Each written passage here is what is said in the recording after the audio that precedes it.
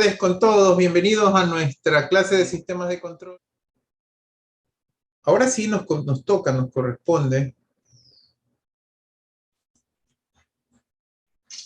Tengo problemas, vamos a reiniciar.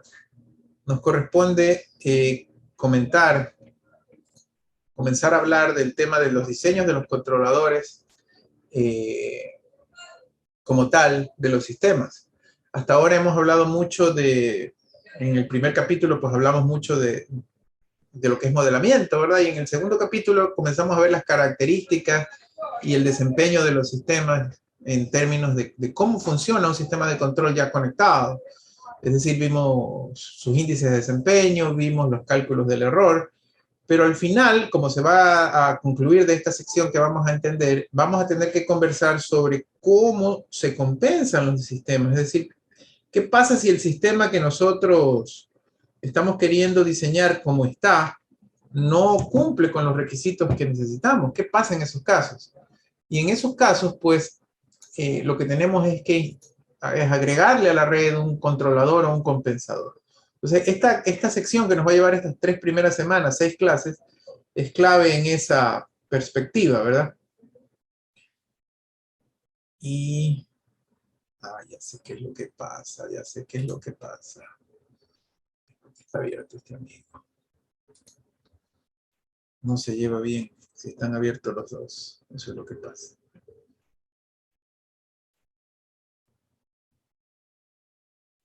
Y entonces,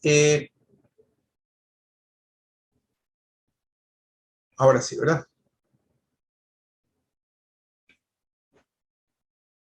Ahora sí, muchachos, ¿verdad? Sí se ve ahora sí la pantallita, ¿cierto?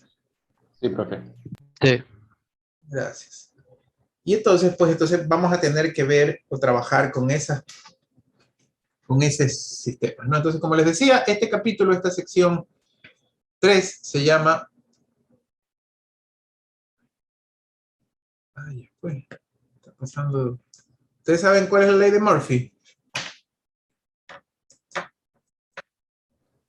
Que si algo puede malo pasar, va a pasar. Exacto, todo si hay algo imponderable que puede pasar, ese mismito te va a pasar. Y eso es lo que me está pasando ahorita. Ahí fue. Ya vamos, 2 fallas, vamos a ver si... Pero no me van a derrotar. Por último, tengo yo aquí atrás una pizarra con marcador y todo. Se me daña la cámara. Tengo 2 cámaras webcam. En cambio de laptop. Diseño de controladores en el dominio del tiempo o usando el lugar geométrico de las raíces.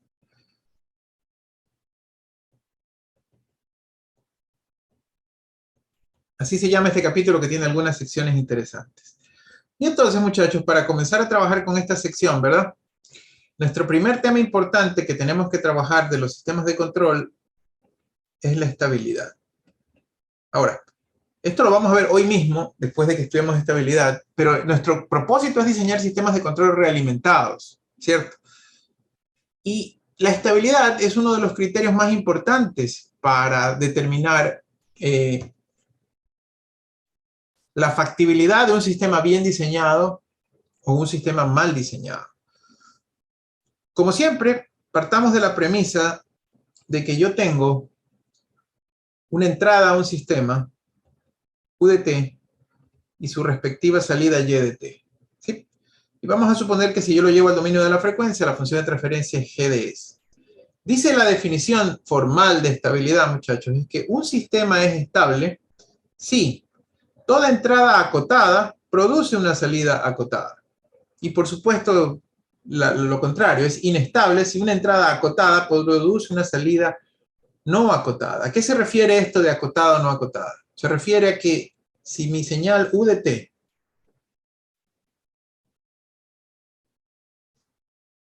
una señal acotada, es decir, que está dentro de ¿qué, muchachos?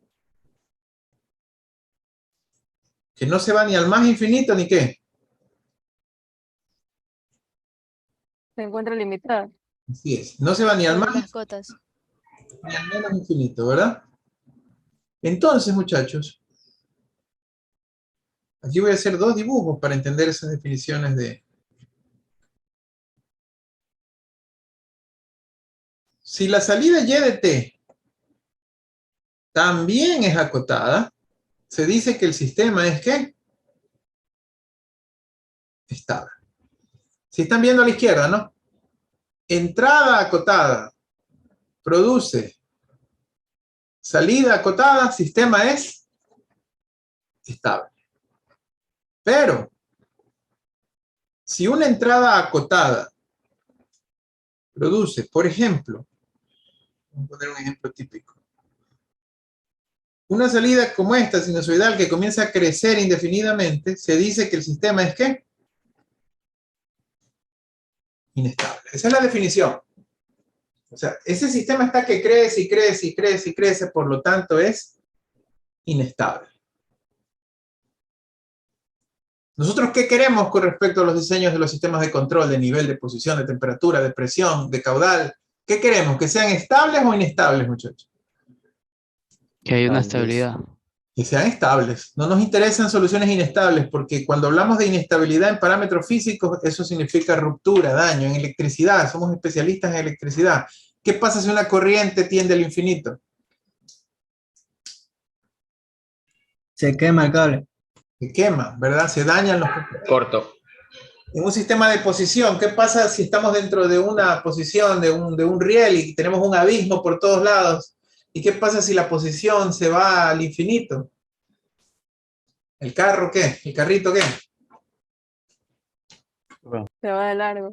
Cae, se vuelca, se rompe, lo que sea, ¿verdad? Entonces nosotros no queremos sistemas inestables. ¿De acuerdo, muchachos? Nosotros, y es muy común, muchachos, que uno diseña un sistema de control y por error el sistema de control resulte ser inestable cuando le agregamos el compensador. Por ejemplo, un sistema como este es inestable. ¿Qué tal si yo al sistema le inyecto una señal de escalón y como resultado obtengo una exponencial, pero una exponencial que se va hacia dónde, muchachos? Infinito. Infinito. El infinito, ese es un sistema ¿qué? Inestable.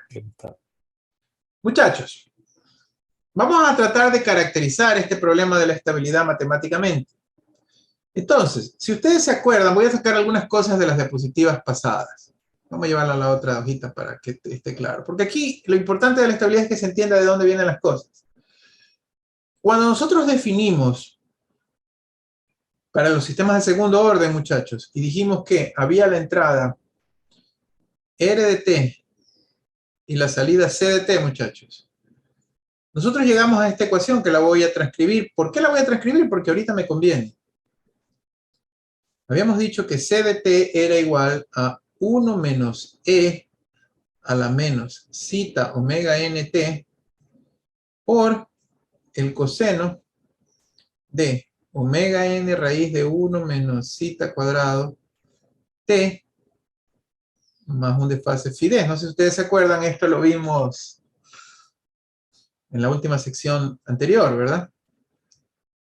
Entonces, muchachos, el asunto está en que y aquí vamos a hacer, esta es la clave de la estabilidad. ¿Quién me quiere explicar por qué esa es la clave de la estabilidad? ¿Quién me quiere explicar por qué? Rige el comportamiento de la exponencial. Sí es, muchachos. Rige el comportamiento de la exponencial. Para ser claros y directos, si yo tengo una exponencial e a la menos 3t, esa exponencial será ¿qué? Decreciente y el sistema será estable. Pero si yo tengo una exponencial con e a la más 3t, este signo más que está aquí hará que la exponencial sea ¿qué? Creciente y el sistema sea inestable. En este caso, ese exponencial es ese término que tengo ahí subrayado de amarillo. Entonces, por favor, recordar que para los sistemas de segundo orden, la forma característica de los polos era menos zeta omega n más menos j omega n raíz de 1 menos zeta cuadrado. Yo ya les hablé de lo feo que dibujo yo a la zeta, ¿no? ¿Sí se acuerdan de esa fórmula, muchachos? ¿Sí se acuerdan? Sí. Y esto graficado en el plano S, sigma J omega, nos decía que esto es menos zeta omega n, y esto era J omega n raíz de 1 menos zeta cuadrada. Entonces, aquí viene la oración que está ahí abajo, ¿verdad? La estabilidad en un plano S viene dado por qué. A ver, hagan sus conclusiones. ¿Quién determina? Polos. Los polos del sistema. ¿Pero qué parte específica de los polos?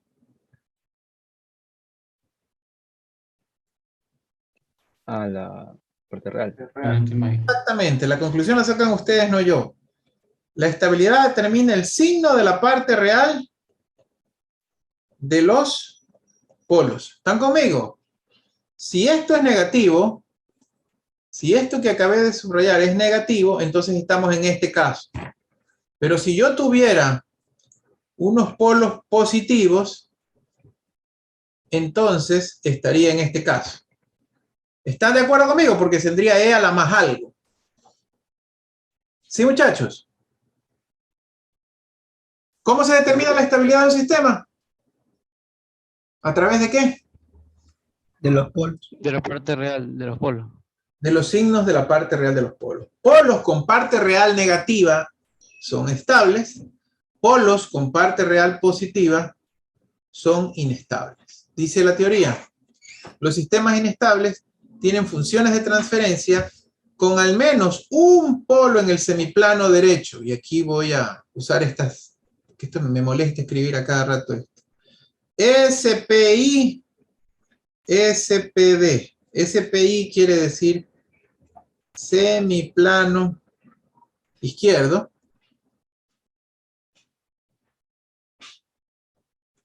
SPD quiere decir semiplano derecho. Para que el sistema sea estable, ¿dónde tienen que estar los polos en el plano S? La parte izquierda. En izquierda. Semiplano izquierdo, ¿verdad? Ahora, ¿cuáles son los que pegan en el palo? ¿Cuáles son los que están en el umbral de la estabilidad?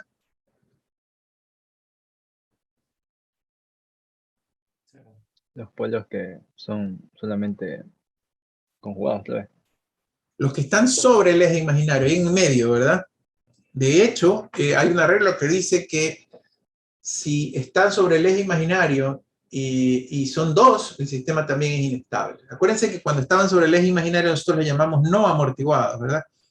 Porque si se dan cuenta, ahorita es un sistema exponencial, pero lo mismo pasa con el exponencial. Es como que si oscilaran previamente antes de tener estabilidad. Aquí vamos a unos ejemplos. No sé si está el ejemplo que también les quiero mostrar, pero en honor al tiempo lo vamos a ver. De lo que les estoy diciendo. Miren estos dos ejemplos, muchachos. Ah, otra cosa importantísima, pregunta de Kahoot.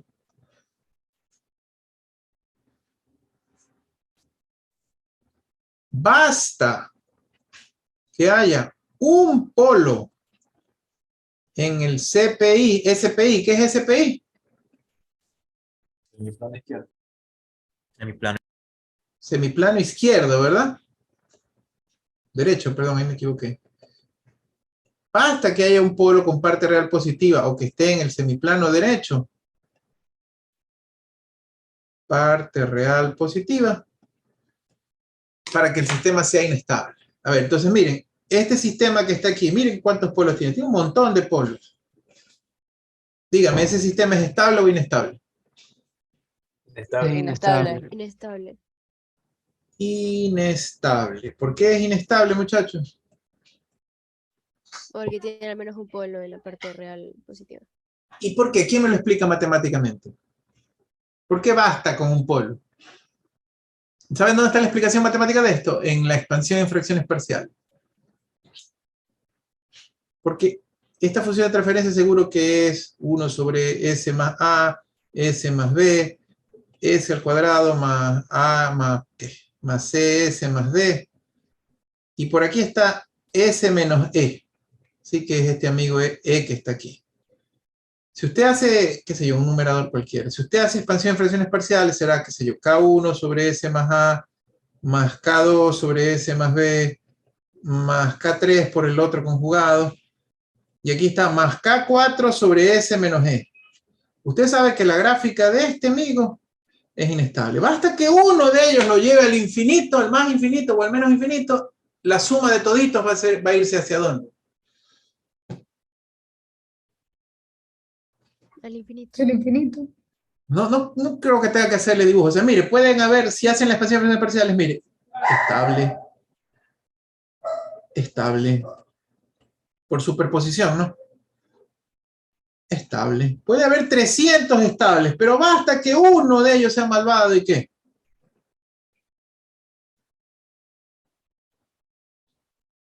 Puede haber sinusoidal, lo que quiera, y se va al infinito, por culpa de este bicho que está aquí. ¿Sí me explico? Uno que me mande al más infinito, todo el sistema se va al más infinito. ¿Sí me estoy explicando, muchachos? Sí, ingeniero. No se olviden, basta que un polo esté del lado derecho, todo el sistema es inestable. Esto es importante porque el criterio de Ruth-Hurwitz es matemática, pero si no entendemos esto, no entendemos nada. Entonces, ahora sí les muestro este sistema. ¿Quién me dice por qué este sistema es estable? ¿Por qué Todos los conos están en el CP. todos los polos están en el SPI, todos los polos tienen parte real negativa, todos están en el semiplano izquierdo? ¿Quién más atrevida mi pregunta? ¿Por qué este sistema tiene estas oscilaciones? ¿Por qué es subamortiguado? A ver, ¿por qué es subamortiguado?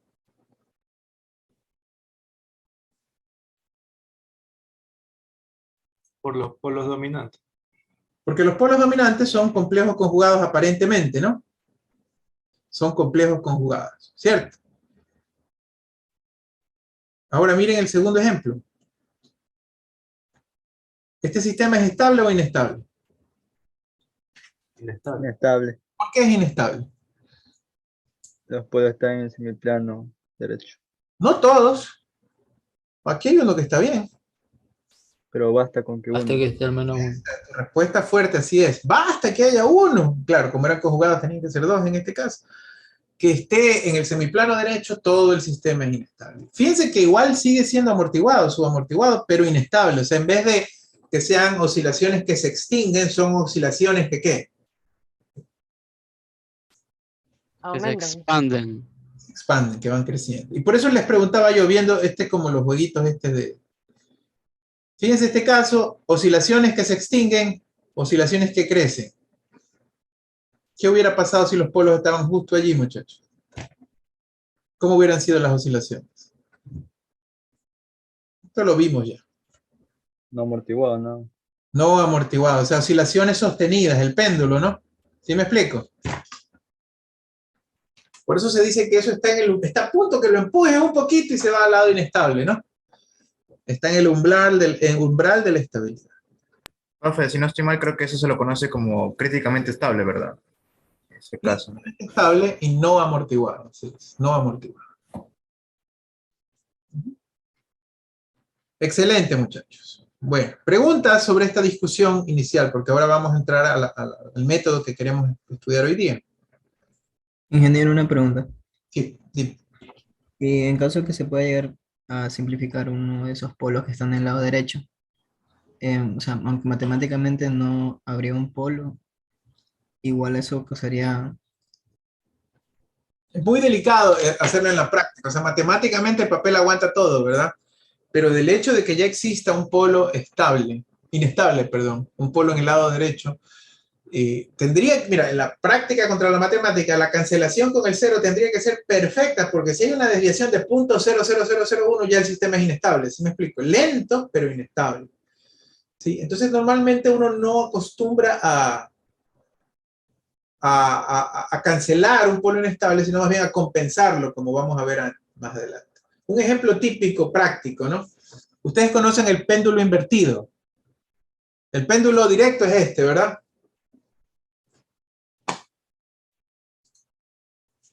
El péndulo directo, vamos a hacer que mi lápiz el péndulo es así, ¿verdad?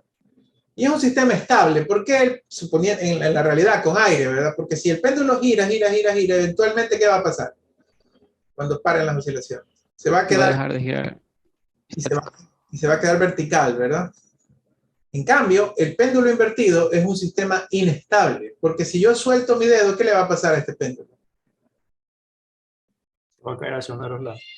Exactamente, se va a vencer hacia un lado, ¡tac!, o se va a vencer hacia el otro. ¿Cómo lo vuelvo estable? Yo lo volvería estable con un control que controle la posición. Aquí estoy difícil. Ah, carajo. Déjame sacarme. Déjame sacar un ratito mi fondo virtual.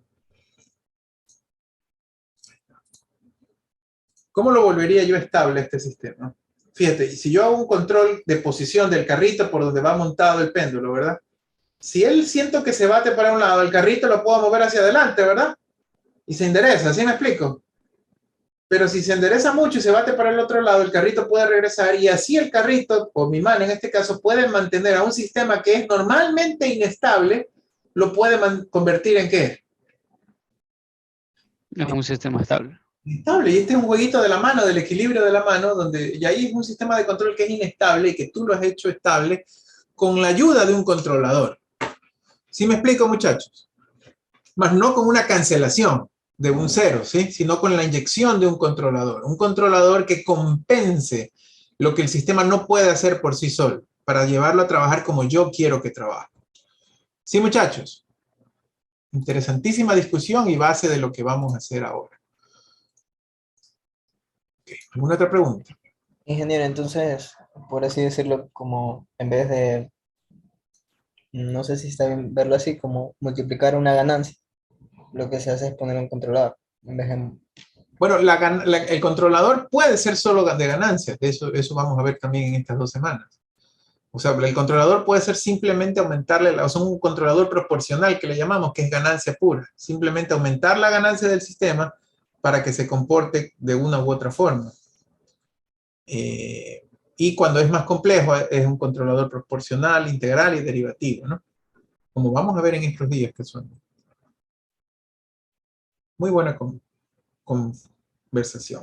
Entonces, lo que vamos a estudiar es el denominado criterio de Routh-Hurwitz, que es un método que me da información sobre la estabilidad del sistema sin encontrar los polos del lazo cerrado. Cuando yo estudié hace muchísimos años este criterio de Routh-Hurwitz, para nosotros tenía doble uso, era una maravilla.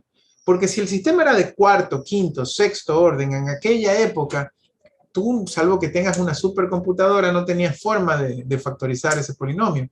Hoy en día con el celular ustedes me factorizan un polinomio de quinto, sexto, séptimo orden con un chasquido de dedos, ¿verdad? Entonces uno decía, oh, chuzo, pues yo lo que hago es sacar las raíces, ver si son positivas o negativas y ya sé si el sistema es estable o inestable. Pero, ¿por qué mantiene vigencia el criterio de Routh-Hurwitz? La vigencia que la mantiene es porque, en cambio, como lo vamos a ver hoy día también, nos va a servir cuando lo que yo quiera es hacer diseño, o sea, cuando no tenga números, o sea, cuando ese polinomio no sean solo constantes, sino que también sean variables, ¿no? Entonces, ¿qué información me va a dar el criterio de Routh-Hurwitz? La información que me da el criterio de Routh-Hurwitz es número de polos. ¿En dónde es qué es ese PI?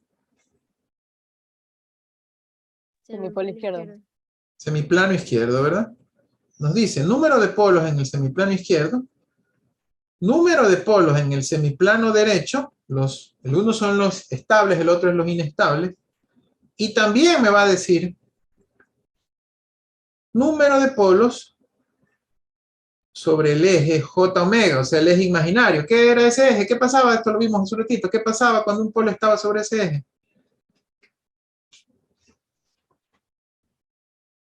No amortiguado. Ajá, el sistema estaba en el umbral de la estabilidad, ¿no? Entonces, acá está mi semiplano derecho. Acá está mi semiplano izquierdo, ¿verdad, muchachos? Y por acá está el eje imaginario J omega. Entonces, él me va a decir, bien aplicado, cualquiera de los 3 criterios. Muchachos, el arreglo de Routh-Hurwitz es un arreglo netamente aritmético. ¿De qué partimos para sacar el arreglo de Routh-Hurwitz? Y aquí es donde ustedes tienen que tener mucho cuidado. Partimos de que se supone que conozco la función de transferencia del sistema. Y miren que yo dejo en el numerador como NS, es decir, el numerador no me interesa para efectos de la estabilidad. un numerador cualquiera.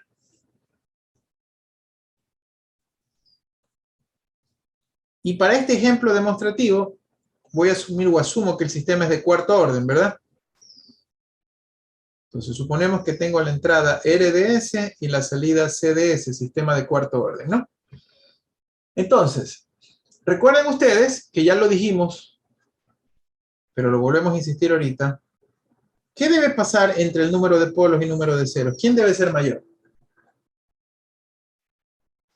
Número de polos. ¿Y por qué debe ser mayor el número de polos que el número de ceros, muchachos?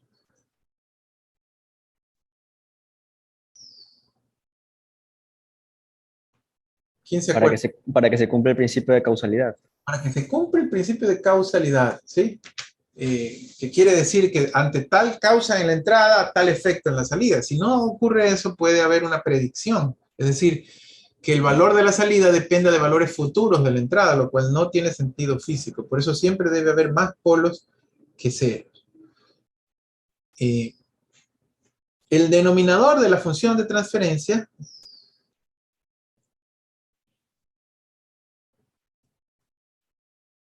recibe el nombre del polinomio característico, ¿verdad? Esto también creo que lo mencionamos antes cuando vimos lo del error.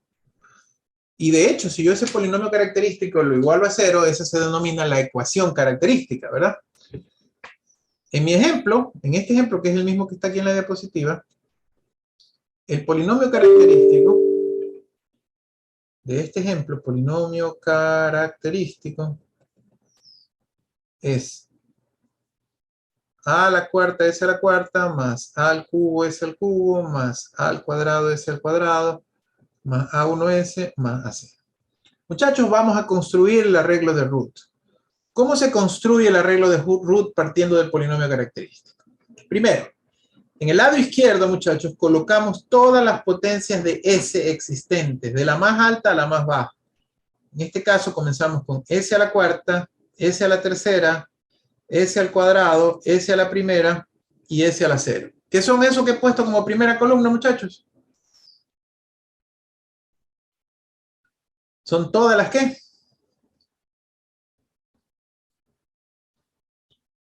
Todos los exponentes, todas las potencias de s presentes. Si el polinomio hubiera sido de orden quinto, comenzaba ¿con qué? Con ese quinto. Ese quinto. A continuación vamos a comenzar a colocar los coeficientes que acompañan a cada uno de ellos, pero solo en las dos primeras filas. Es decir, a s a la cuarta lo acompaña a sub 4, ¿verdad? Entonces aquí va a sub 4. A s al cubo lo acompaña ¿quién? A 3. Ustedes me dirían, si seguía esa tendencia, tengo que continuar abajo con A2, A1, A0, pero no. Lo que vamos a hacer aquí es que como solo usamos las dos primeras filas, el resto de coeficientes los colocaremos alternadamente. Es decir, A sub 2 que está aquí, lo voy a colocar en la primera fila, y luego A sub 1, que es el que le seguía, lo coloco en la siguiente, y finalmente A sub 0 lo coloco en la primera. Entonces vamos a ver, porque esta regla hay que hacerla siempre, muchachos. ¿Cómo armo el arreglo de root? El arreglo vacío original. Escribo todas las potencias de S presentes y luego comienzo a asignar los coeficientes de A a la cuarta, A a la 4, S a la cuarta, A3, S al cubo, y de allí comienzo alternadamente a poner uno en cada lado. Este va aquí, este va aquí, y este va acá. O sea, 1, 1, 1, 1, 1, 1. ¿Sí, muchachos? Preguntas hasta allí. ¿Así va a ser siempre? Sí, así va a ser siempre. Por eso les he puesto A, no les he puesto números. De una vez, muchachos, para que lo entiendan y lo interpretan, los números que no están, que no existen, vamos a asumir que son ceros. Por eso lo pongo así como en línea de puntos, ¿no? Para que usted entienda que todo lo que no existía es ¿qué? ¿Son qué? Son ceros. Entonces, ahora sí viene el armar el arreglo de Routh-Hurwitz, muchachos. Bueno, este cero lo vamos a llenar, lo vamos a hacer sólido para que se entienda. Armar el arreglo de Routh-Hurwitz consiste en comenzar a llenar o encontrar los valores de la siguiente fila. Por ejemplo, en este caso voy a llamarlo B1, B2 y B3. Es decir, voy a encontrar los valores de la siguiente fila. Y los valores de la siguiente fila los voy a encontrar con una fórmula. Esta es una fórmula de determinantes. La voy a escribir primero y la voy a explicar después. Se dice que el valor B1 es igual a un determinante 2 por 2. Ese determinante 2 por 2 se forma de la siguiente manera. La primera columna son los elementos que están arriba de B sub 1 que corresponden a las dos filas anteriores. O sea, en este caso, A4 y A3. ¿Sí, muchachos? Ese elemento, muchachos, se lo considera elemento pivote, porque como vamos a ver en las siguientes representaciones, siempre va a ser el mismo tanto para B2 como para B3. La segunda columna la van a llenar con los elementos que están justo a la derecha de B1. Es decir, es como que si, B1 se está formando de estos dos elementos. ¿Sí, muchachos? A2, A1. No solamente ese determinante, sino que ese determinante vendrá con signo negativo y estará dividido por el valor de la columna pivote, o sea, por A3, por este valor que está aquí. Muchachos, ese es el valor de A3, de B3, de B1, perdón. Es A4, A3, A2, A1 sobre A3.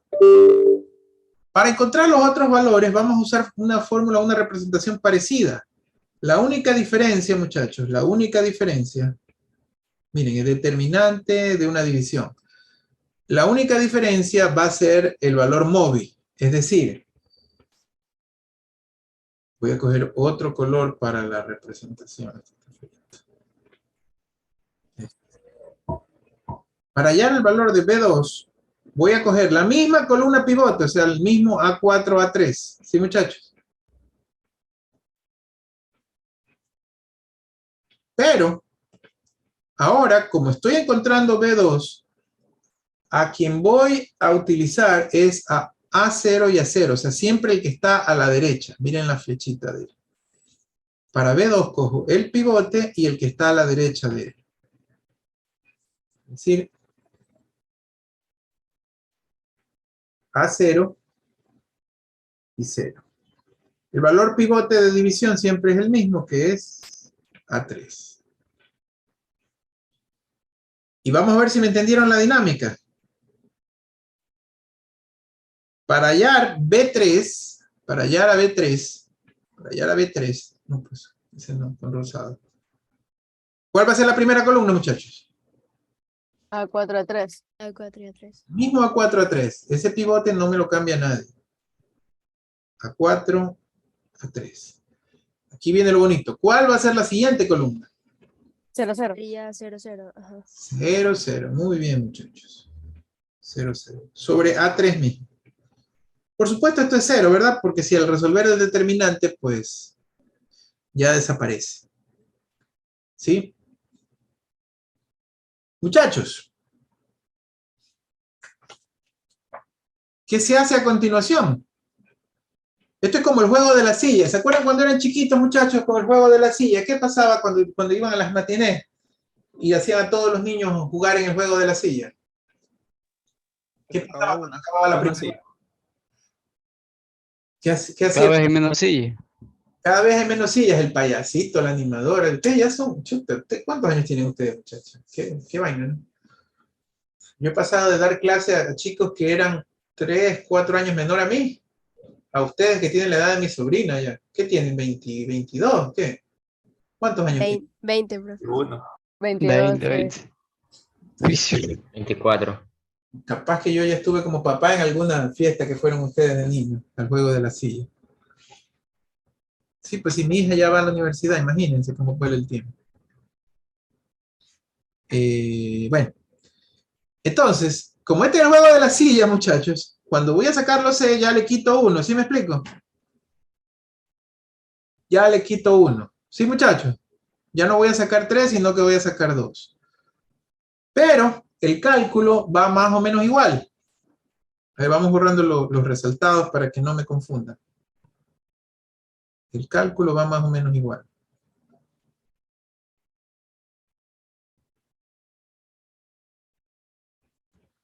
A ver, vamos a ver si me entendieron. Siempre será un determinante 2 por 2 dividido para A. Vamos a ver si me entendieron. Aquí los quiero ver. C1. A ver, ¿quién sería para C1? A3B1. Así es. A3B1, muchachos. Sí. O sea, solo bajo la cuestión. A3B1, ¿sí? ¿Y cuál sería el otro elemento? A1B2. A1B2. Muy bien. A1B2. ¿Y dividido para quién? Para B1. Para B1. Dividido para B1. Esto es facilito. Sí, muchachos. C2, muchachos. A ver.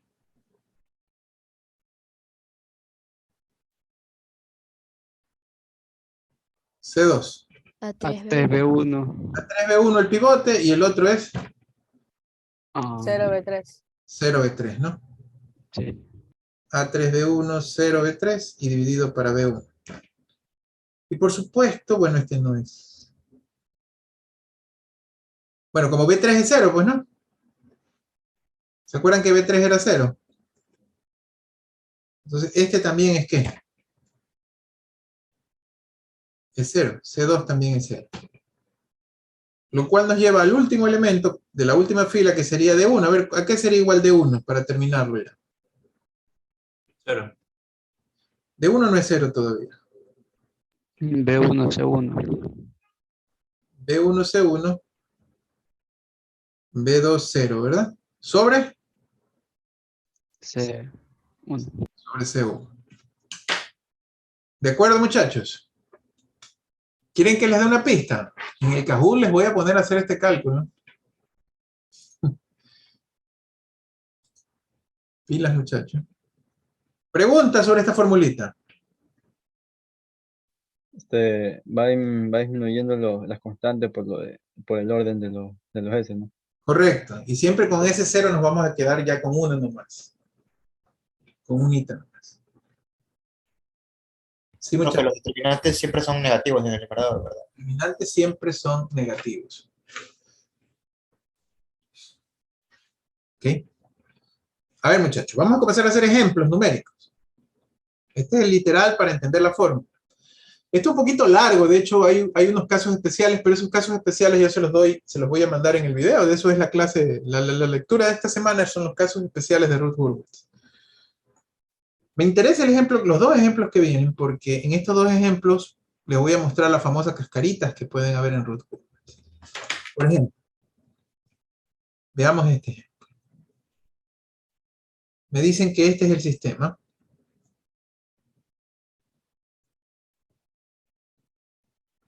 Me dicen que el sistema es S más 2, S más 3, S más 5, y en el numerador 1000. Y ahí está mi CDS.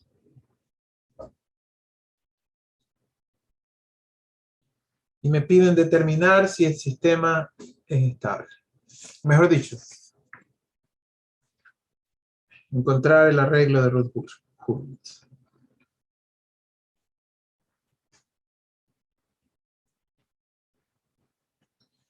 Muchachos, los acelerados, los apresurados,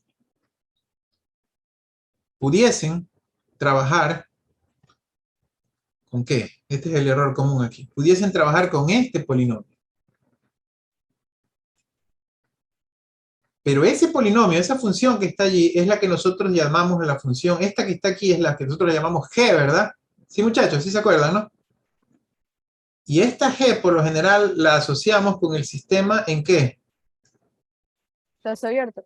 Lazo abierto. ¿Qué me está preguntando él de Ruth Hurwitz? ¿Que le encuentre el arreglo de Ruth Hurwitz del sistema de lazo abierto o de todo el sistema? De todo.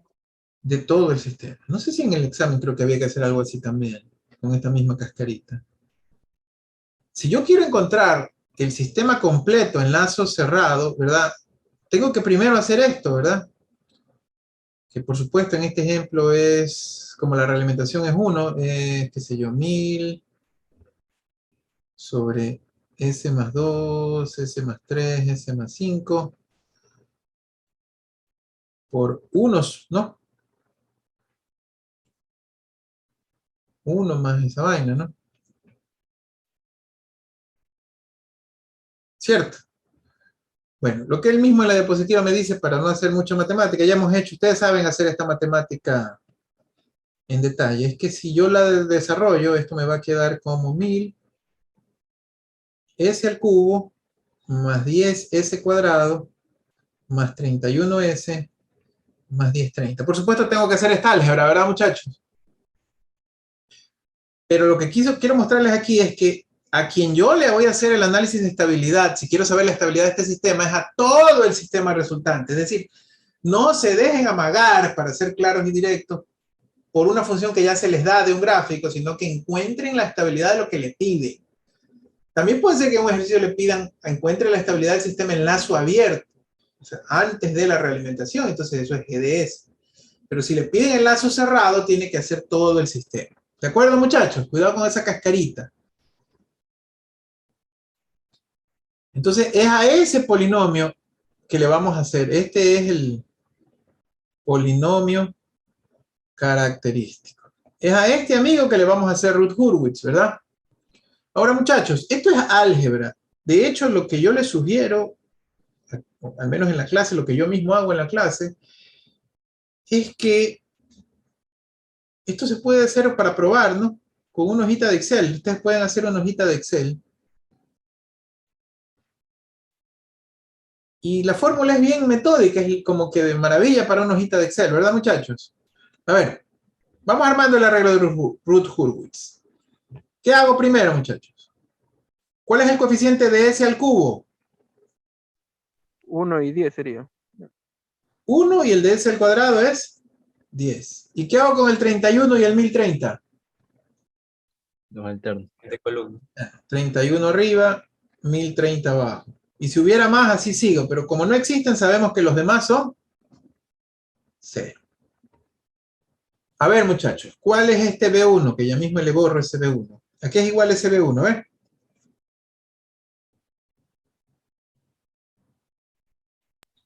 1 sobre 1, 10, 10 sobre 10 31, 1030.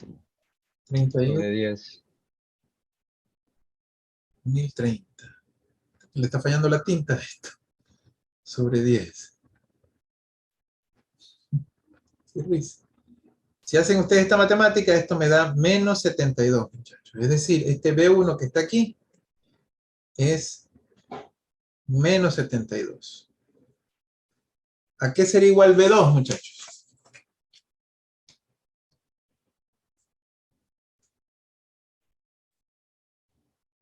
Cero. A 0. B2 es 0, ¿verdad? Porque es 1, 10, 0, 0 sobre 10, ¿no? 0. B2 es 0. ¿Y a qué sería igual C1, muchachos?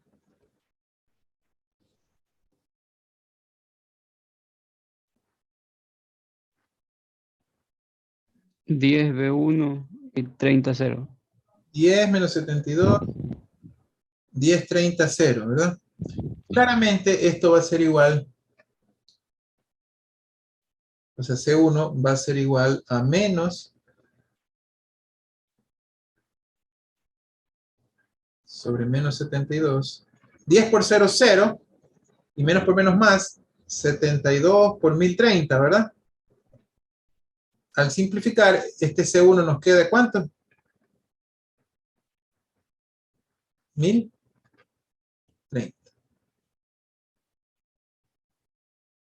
Por supuesto, este de aquí al tener esto 0, este también es 0. Ahí está mi arreglo resultante, muchachos. Ya usando números, ¿no? Ese es mi arreglo resultante. Preguntas sobre la matemática. Y generar una pregunta. Sí. Nosotros hicimos esa configuración, pero no recuerdo que hayamos concluido algo de cuántos polos existían en el lado derecho o en el izquierdo. Todavía no lo hemos hecho. Todavía no. Estamos recién aprendiendo a calcular el arreglo. Preguntas sobre cómo se calcula el arreglo. Creo que es muy sencillo, ¿verdad? No creo que valga la pena profundizar más en el cálculo. Y de hecho, en el otro ejercicio lo voy a hacer directo con la hoja de Excel. Bueno, ¿qué dice la pregunta del compañero? ¿Qué dice el criterio de Routh-Hurwitz? El criterio de Routh-Hurwitz establece que el número de raíces, polos, ¿no?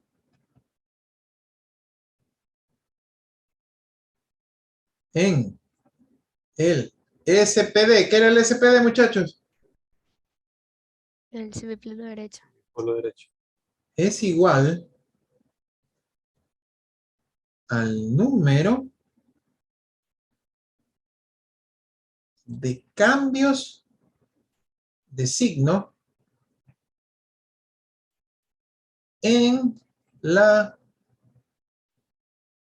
primera columna de la regla. Muchachos, lo que él me está pidiendo es que yo me enfoque solamente en quién. ¿Solamente en quién, muchachos? Primera columna. En la primera columna del arreglo. Y comience a verlos, da lo mismo si los comienzo a ver de arriba abajo, de abajo arriba. Y comience a analizar su signo. Si al saltarme de arriba abajo, de abajo arriba, hay un cambio de signo, eso significa un polo con parte real negativa, positiva, un polo en la derecha. Por ejemplo, pregunto yo, ¿entre 1 y 10 hubo cambio de signo? No. No. ¿Entre 10 y menos 72 hubo cambio de signo? Sí. Sí, aquí hay un cambio. ¿Entre menos 72 y 10,30 hay cambio de signo? Sí. Sí, porque va de negativo a positivo. Aquí hay un cambio. Entonces, en el ejemplo, hay dos cambios de signo. ¿Cierto? Por lo tanto, hay dos polos en el semiplano derecho. Muchachos, ¿y si hay dos polos en el semiplano derecho, este sistema qué es? Inestable. Es Inestable. inestable. El sistema es inestable, muchachos. Inestable. Pues contestando ahora sí a la pregunta que había hecho el otro compañero, ¿cómo medimos esta vaina? Pues simplemente armamos el arreglo, contamos el número de polos en el semiplano derecho y de esa manera sabemos si el sistema es estable o inestable. El que lo quiere comprobar puede coger el polinomio que está aquí, ¿verdad? Este que está marcado y sacarle las raíces. Y lo que él me está diciendo es que de las 3 raíces que él va a tener, 2 están en el semiplano derecho, ¿no? 2 tienen parte real positiva. ¿Sí, muchachos? Sí. Preguntas. Solo como para ver la cosa más grande, ¿verdad? Miren este ejemplo. Esto lo voy a hacer muy rapidito. ¿Qué pasa aquí? Esta vaina así. No sé si es porque está cargando. Vamos a ver, si no me vuelve a salir el... Miren este ejemplo. Este es un polinomio grande. 3s a la 7 más, ¿cómo es? 9s a la sexta.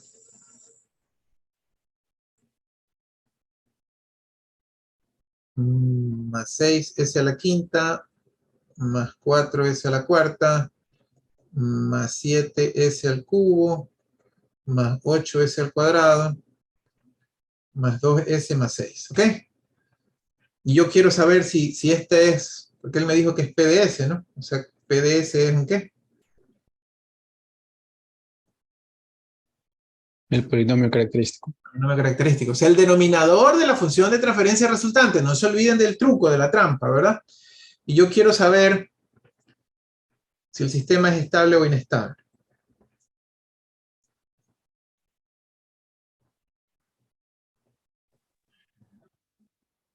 Ya.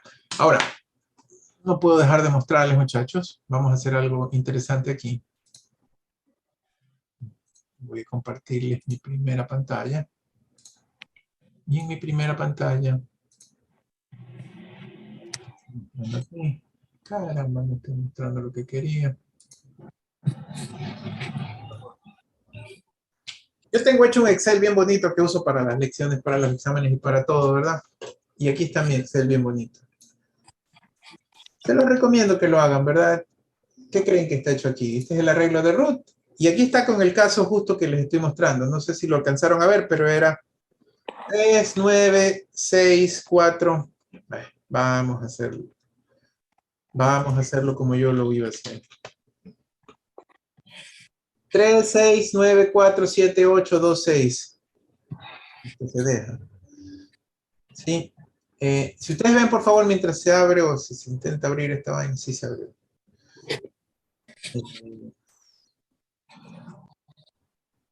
Se abrió, pero ¿dónde está?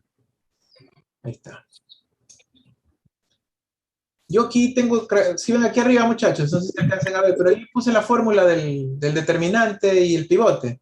Es más, si le pongo F2, ustedes se acordarán. Aquí está el pivote, ¿sí ven? El determinante y el pivote. Es la fórmula que les enseñé, ¿sí la ven en Excel? Sí, ingeniero. Entonces, ya, pues, o sea, no voy a matarme ahorita haciendo esos cálculos. Bueno, más bien quiero hacer con ustedes el análisis, ¿sí me explico? Entonces,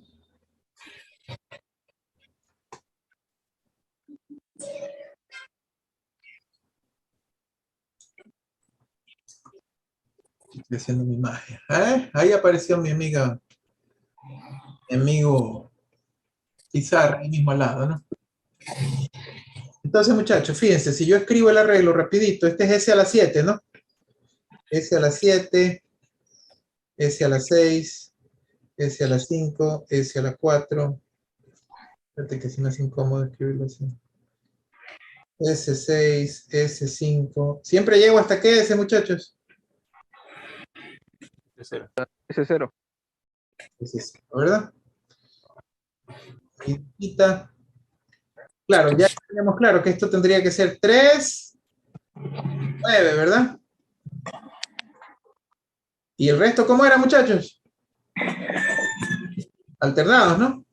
6, 4, 7, 8, 2 y 6, ¿verdad?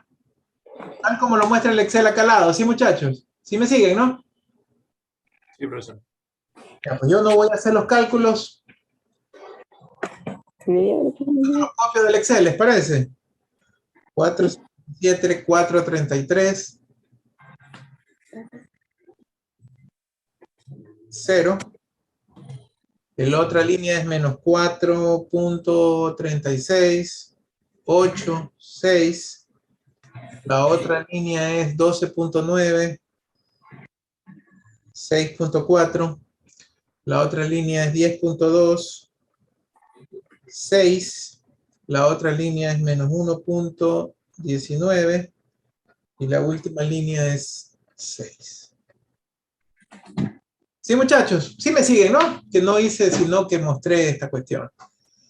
Ahora viene el análisis, muchachos. Sistema estable o inestable y cuántos polos en el semiplano derecho.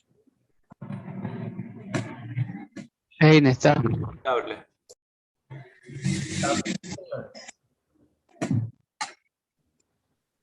4 4. polos.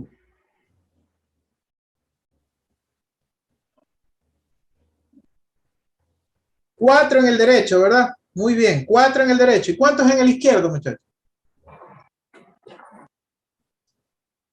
Eso nunca lo dije en la teoría, pero creo que es lógico. Serían 3, Serían 3, correcto. Explícame tu lógica, ¿por qué? porque es una ecuación de séptimo grado. Es una ecuación de orden 7, pues si no está... Entonces deben haber 7 raíces. Tienen que haber 7 raíces, ¿verdad? Sistema inestable. ¿Sí vieron los cambios de signo, no, muchachos? Ingeniero, pero al hacer eso, estaríamos diciendo que no existe ningún polo en la recta de JW. Te adelanto, Avant Premier. Efectivamente, tienes toda la razón, tu razonamiento es correcto. Sí hay una forma de ver cuándo hay polos o no hay, o cuándo puede haber polos sobre el eje imaginario.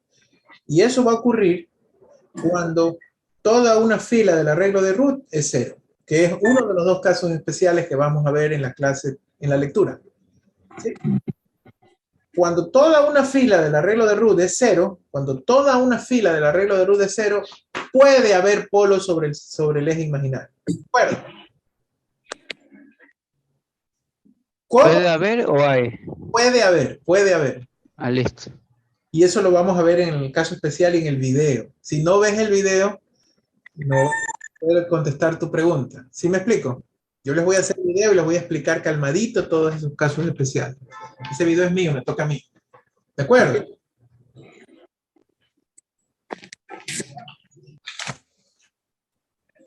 Preguntas, muchachos. Ingeniero, ¿por qué habíamos concluido que... Ah, no, ya me acordé. Ya.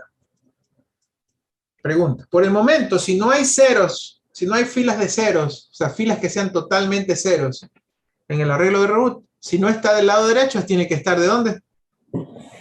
Del lado izquierdo. ¿De acuerdo? Preguntas, muchachos.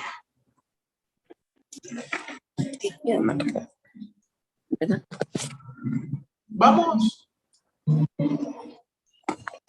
a hacer un ejemplo ahora. Con eso terminamos la clase de hoy día.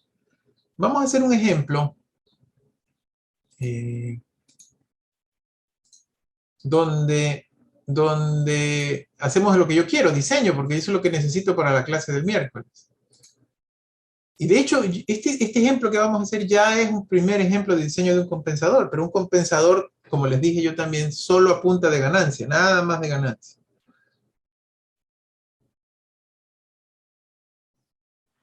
¿Okay? Entonces vamos a hacer este ejemplito, apenas nos salga la pizarra nueva. Listo, sí se ve, ¿no? Bueno, y aquí vienen justo los casos especiales, son dos, solo cero en la primera columna. Todo esto que está aquí, todas estas diapositivas que está aquí, se les explico en el video, en la lectura especial. Y justo aquí está, mira. De hecho, si te entró la curiosidad, que esté en el eje imaginario solamente quiere decir que hay polos simétricos, pero si están simétricos así, no están sobre el eje imaginario. Si están simétricos así, sí están sobre el eje imaginario. Y eso lo vamos a discutir en la clase virtual, ¿no?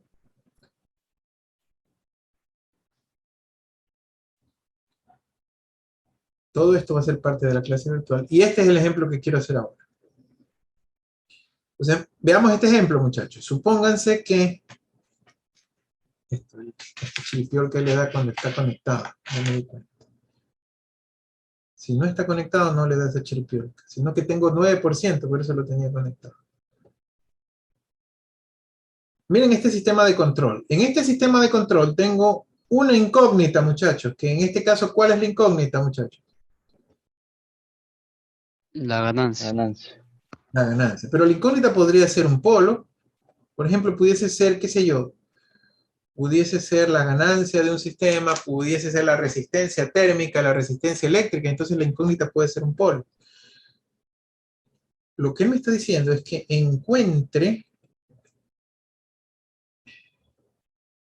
el intervalo de valores de K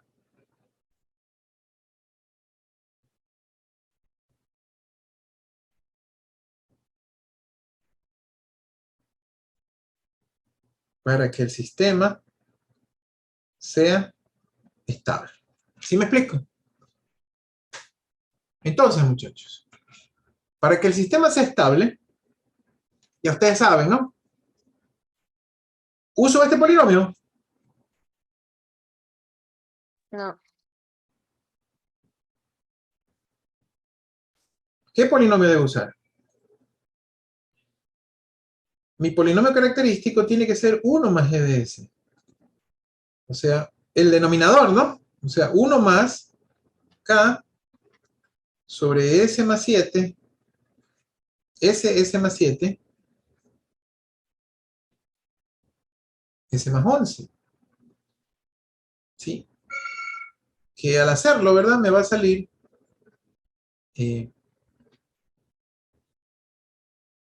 s al cubo más 18s al cuadrado más 77s más k. O también si lo hubiera sacado toda la función, pero no necesito sacar toda la función de transferencia. Pero es lo mismo. K sobre s al cubo más 18s al cuadrado más 77s más k. Ese que está abajo es mi polinomio característico. ¿Sí está claro, muchachos? Pilas con el deber, pilas con los ejercicios, ¿no? Puede ser que algún ejercicio le den directo la función de transferencia esta, ¿no? Pero si se la dan como sistema realimentado, tienen que primero encontrar la función o el polinomio característico del sistema completo. Entonces, muchachos, Preguntas de eso, ¿está claro, no? A él es que le aplico el criterio de Root, ¿no? Entonces vamos, S al cubo, S al cuadrado, S a la primera, S a la cero.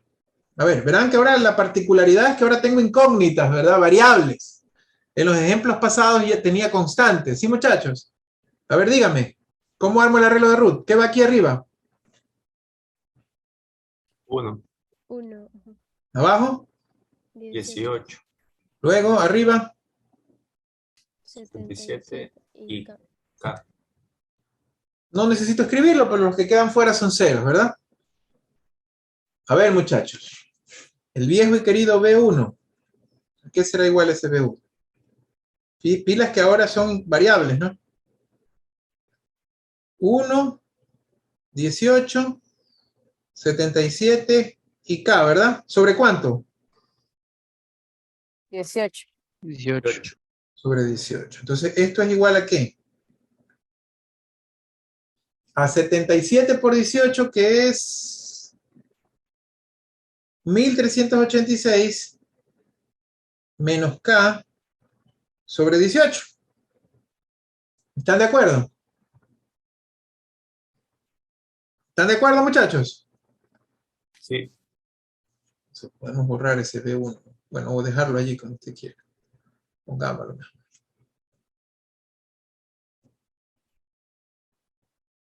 (1386) menos K sobre 18. El llamado B2, muchachos. ¿A qué es igual el llamado B2? A 0. B2 es 0, ¿no?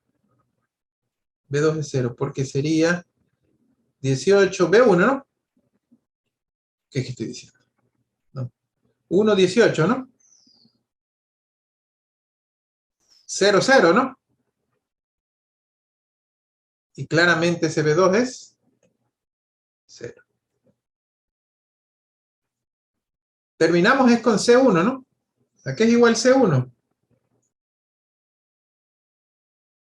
A la expresión de B Igual a 18 K. o B1. B1, C1, ¿sí? Perdón, 18, otra vez estoy viendo mal, 18, B1, ¿no? Recordando que esto es B1, ¿no? 18, B1, K0 sobre B1, ¿no, muchachos? ¿Cierto? ¿Sí lo ven, no? Sí. Sí. Y esto es igual entonces a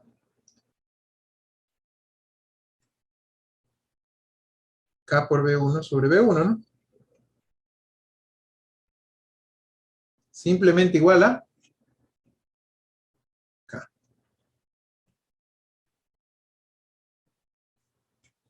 ¿De acuerdo, muchachos? Entonces ahora viene la pregunta. ¿Estamos claros en cómo armé? O sea, es lo mismo, solo que ahora tengo una variable, ¿no? En vez de tener todo constante. ¿Sí, muchachos? Pila con ese cálculo, ya están advertidos, en un ratitito comenzamos el Kahoot y les va a tocar hacer un par de veces los cálculos que están haciendo ahorita. Pilas. Guerra avisada no mata gente. Pilas. Pregunta sobre cómo armé el arreglo. Todo claro. Ahora vamos al análisis. Sí, por eso que lo separé en dos partes de esto. Vamos al análisis.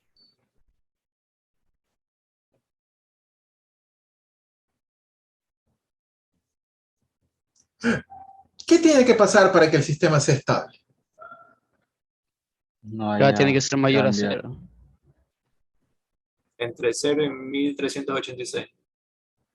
¿Verdad? ¿Verdad? Dos cosas tienen que pasar.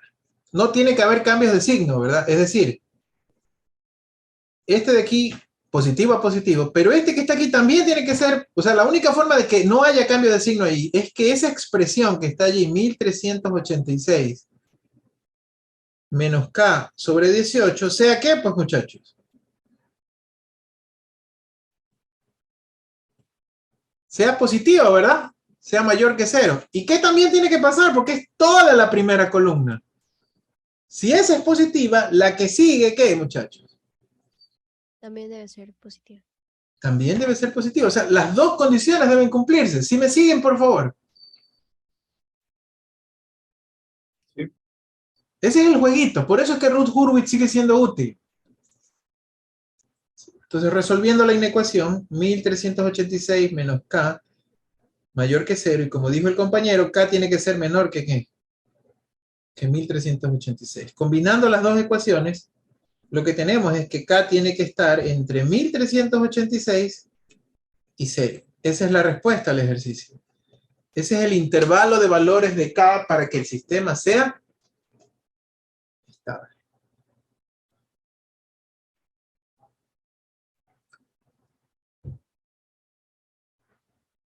Sí. Ahora, solo como para el compañero que era curioso, ¿verdad? Si K es igual a 1386, ¿qué pasa? Entonces 0. Es 0, ¿verdad? Y es muy probable que si eso ocurre, de hecho ahí lo está mostrando él, es muy probable que si eso ocurre, el sistema sea marginalmente estable, ¿sí? O sea, o críticamente estable, es decir, que los polos estén sobre el eje imaginario. Cuando revisen la diapositiva y hayan leído la lectura, van a ver algunos comentarios, algunas conclusiones que yo he puesto ahí al respecto. Aquí hay otro ejercicio resuelto, muchachos. Similar, ¿no? Solamente que este tiene más valores de K y entonces la inecuación se hace distinta, ¿no? En este ejemplo que está resuelto, K tiene que estar entre 0 y 2 para que el sistema sea estable. ¿Preguntas, muchachos? Estamos cerrando la clase.